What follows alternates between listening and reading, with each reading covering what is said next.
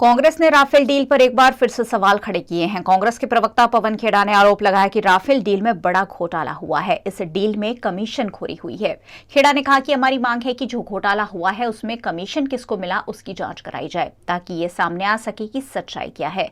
हमें सीबीआई पर भरोसा नहीं है क्योंकि वो अपने ही मामलों में काफी उलझी हुई है। पवन खेड़ा ने कहा कि भाजपा ने बहुत जल्दी ये डील कर ली। इतनी जल्दी कर ली गई कि बिना टेंडर 526 करोड़ की डील का सौदा 1600 करोड़ में तय हो गया।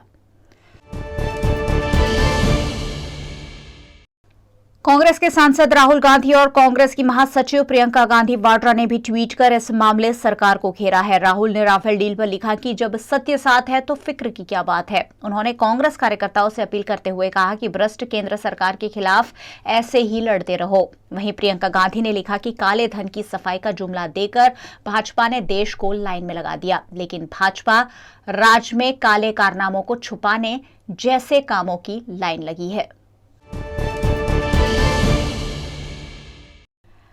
महाराष्ट्र के पूर्व मुख्यमंत्री और भाजपा के नेता देवेंद्र फडणवीस ने आरोप लगाया है कि राष्ट्रवादी कांग्रेस पार्टी नेता और महाराष्ट्र सरकार में मंत्री नवाब मलिक के परिवार के अंडरवर्ल्ड डॉन दाऊद इब्राहिम के परिवार से संबंध है। उन्होंने कहा कि नवाब मलिक के बेटे का संबंध दाऊद इब्राहिम के साथ है। पूर्व मुख्यमंत्री ने कहा कि उनके पास अपने आरोपों को साबित करने के लिए सबूत है। उन्होंने मुंबई में आयोजित एक प्रेस कॉन्फ्रेंस में ये सनसनीखेज आरोप नवाब मलिक और उनके परिवार पर लगाए। लखीमपुर हिंसा मामले में आशीष मिश्र और उसके दोस्त अंकित दास के जब्त हुए हथियार की बैलिस्टिक रिपोर्ट आ गई है। बैलिस्टिक रिपोर्ट में 3 हथियारों से फायरिंग की पुष्टि की गई है। लखीमपुर के तिकुनिया हिंसा में पुलिस ने केंद्रीय गृह राज्य मंत्री अजय मिश्रा के बेटे आशीष मिश्र और उसके दोस्त अंकित दास के 4 लाइसेंसी हथियार जब्त किए थे।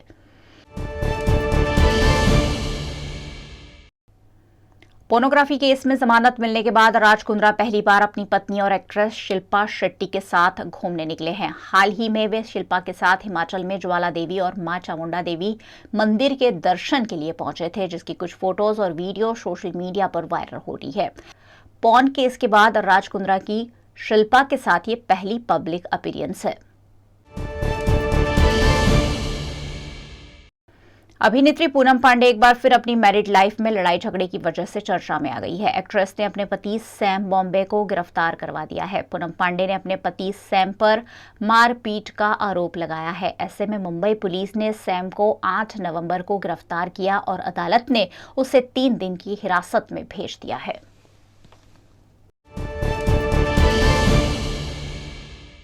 भाजपा की सहयोगी निषाद पार्टी के अध्यक्ष डॉक्टर संजय निषाद ने भगवान राम को लेकर विवादित बयान दिया है। संजय निषाद ने कहा है कि भगवान राम अयोध्या के राजा दशरथ के पुत्र नहीं थे, बल्कि वो पुत्रेष्ठी यज्ञ कराने वाले श्रृंगी ऋषि के बेटे थे।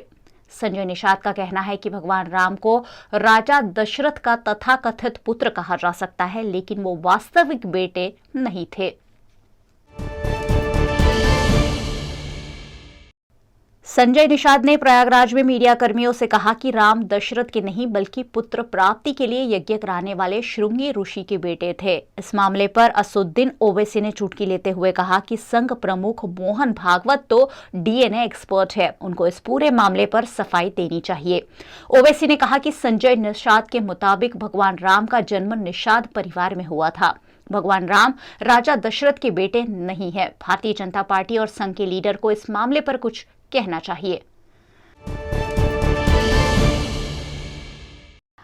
भारतीय जनता पार्टी के महासचिव पी मुरलीधर राव ने अपने इस बयान पर विवाद खड़ा कर दिया कि ब्राह्मण और बनिया समुदाय के लोग उनकी जेब में हैं। अपने इस कथित बयान के बाद मध्य प्रदेश में पार्टी के प्रभारी राव विपक्षी दल कांग्रेस के निशाने पर आ गए। कांग्रेस ने भाजपा से माफी मांगने की मांग की, जबकि बाद में राव ने यह दावा किया कि विपक्षी दल ने उनके बयान को तोड़ मरोड़ कर पेश किया है।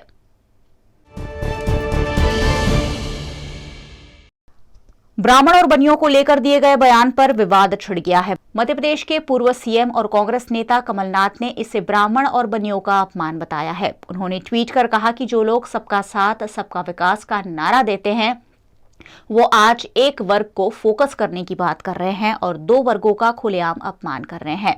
उन्होंने कहा कि सत्ता की हवस के लिए भाजपा किसी भी हद तक जा सकती है। जम्मू कश्मीर के श्रीनगर में आज एक दुकान पर आतंकवादियों द्वारा की गई गोलीबारी में एक कश्मीरी पंडित की दुकान पर एक नागरिक की मौत हो गई। रविवार को आतंकवादियों द्वारा एक पुलिसकर्मी की भी गोली मारकर हत्या करने के बाद ये दूसरी लक्षित हत्या थी। गोली लगने के तुरंत बाद मोहम्मद इब्राहिम के रूप में पहचाने जाने वाले व्यक्ति को गंभीर हालत में अस्पताल ले जाया गया, लेकिन उसे मृत घोषित कर दिया गया। पाकिस्तानी नौसेना के साथ मिलकर हिंद महासागर पर राज करने का ख्वाब देख रहे चीनी ड्रैगन ने पाकिस्तान के लिए एक नया अत्याधुनिक युद्धपोत बनाया है। टाइप 054 फ्रिगेट शिप को मंगलवार को शंघाई के हुडोंग जोंगहुआ शिपयार्ड में लॉन्च किया गया। पाकिस्तानी मीडिया का दावा है कि यह नया युद्धपोत नौसेना में शामिल तकनीकी रूप से सबसे ज्यादा आधुनिक युद्धपोतों में से एक होगा।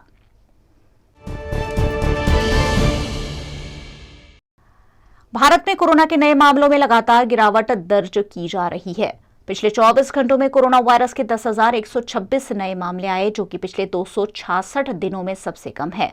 इस दौरान 332 मरीजों की मौत हो गई। 24 घंटे में दर्ज कुल मामलों में केवल केरल ही कोरोना वायरस के 5,404 नए केस और 80 मौतें दर्ज की गई। इस बीच देश में पिछले 24 घंटों में कोरोना वायरस के 11,982 मरीज ठीक भी हुए हैं।